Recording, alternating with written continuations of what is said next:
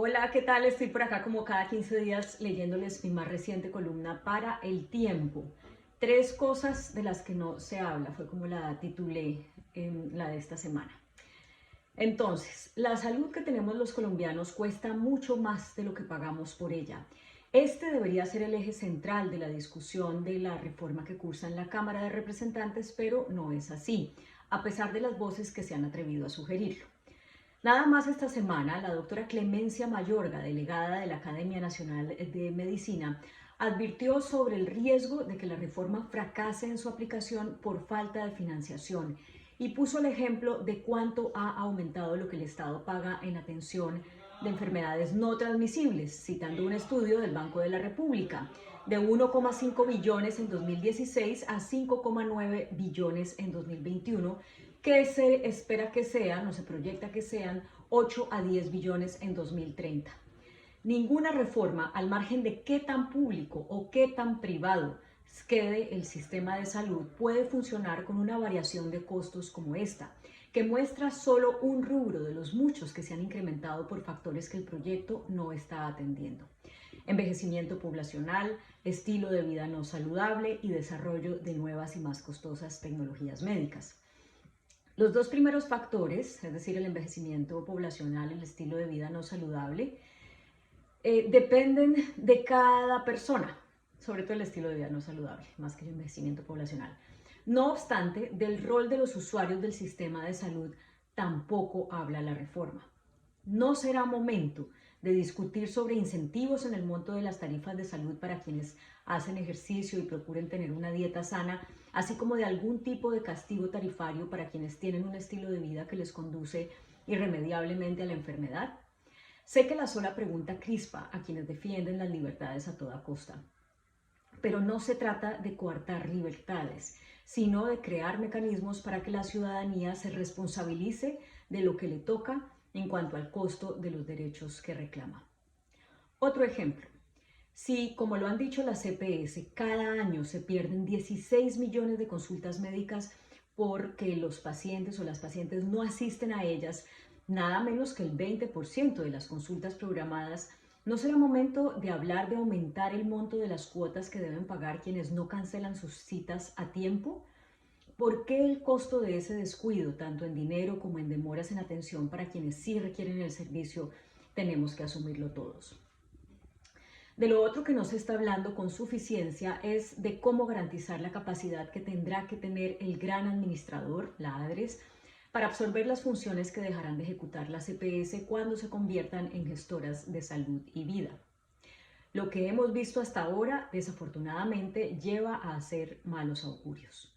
Dos ejemplos. Durante 2022, la ADRES revisó mensualmente entre 40.000 y 68.000 reclamaciones de las IPS por atención de siniestros viales vía SOAT y por recobros de las EPS.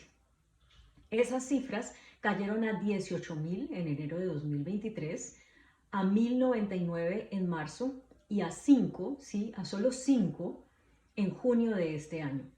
La razón: cesó el contrato con la firma de auditoría y la entidad decidió hacer un proceso de contratación con más proponentes.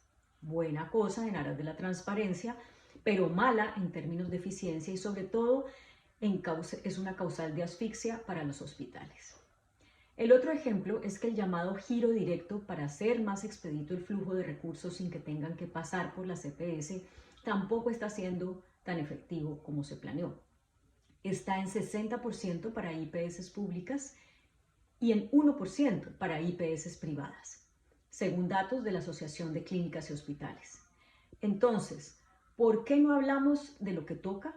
Seguir manteniendo la no despreciable cifra de que solo el 1% de los colombianos considera que tiene mala salud según la OCDE es imposible si pretendemos mantener uno de los planes de servicios en salud más onerosos del mundo con solo 130.000 pesos mensuales, que es la unidad de pago por capitación, es decir, por persona de este año.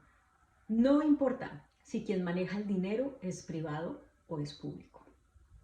Bueno, fíjense que acá pues no estoy hablando de cobrarle más a las personas mejor dicho, lo que estoy planteando es la necesidad de dar un debate en el que se hable de algo que es una realidad, es que ha subido el costo de la salud, pero también teniendo en cuenta las causales, porque son causales que van a seguir aumentando los costos de la salud, como el envejecimiento poblacional.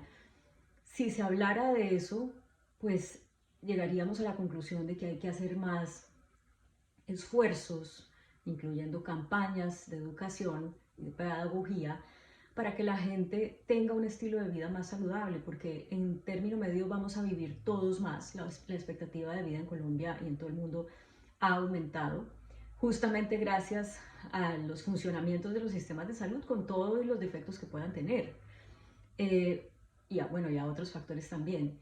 Entonces, si estamos viviendo más y entre más vivamos, más viva una persona, más posible es que desarrolle cierto tipo de enfermedades, pues esto nos lleva a que tenemos que cuidar más nuestra alimentación, cuidar más nuestros hábitos para poder tener esos años de más, no de más, pero esos años adicionales que estamos viviendo en comparación con hace unas décadas, con un mejor estado de salud, porque si no, el costo de tener personas más longevas pues va a ser cada vez más alto y cada vez más alto y cada vez más alto. Y esto lo tiene que contemplar una reforma a la salud. No creo yo que se deba hacer una reforma a la salud sin que se hable de esto que son los temas de fondo.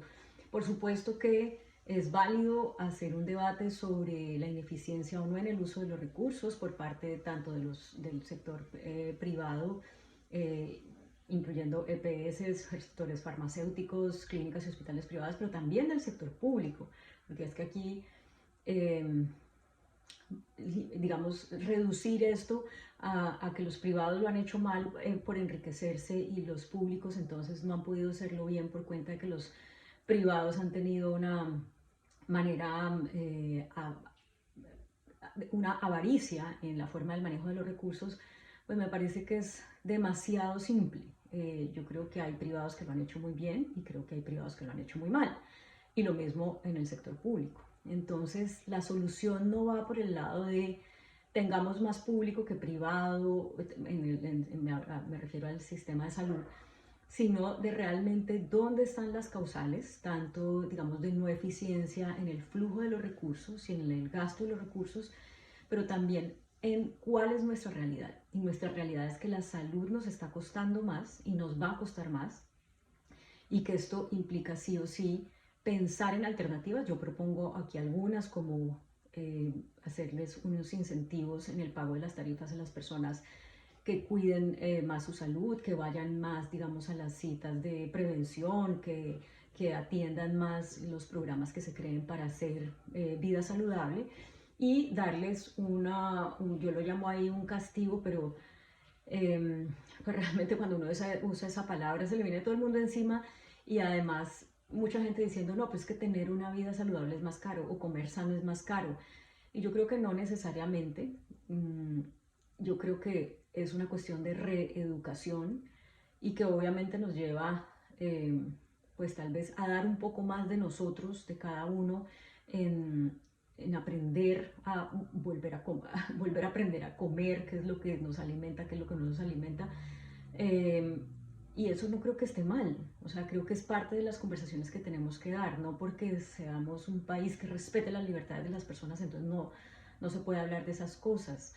La libertad se tiene que fundamentar en que todos podamos recibir la información que necesitamos para poder tomar las mejores decisiones, no en que cada quien tome las decisiones que quiera, porque muchas veces esas decisiones son precisamente por falta de información y la información pues hay que democratizarla.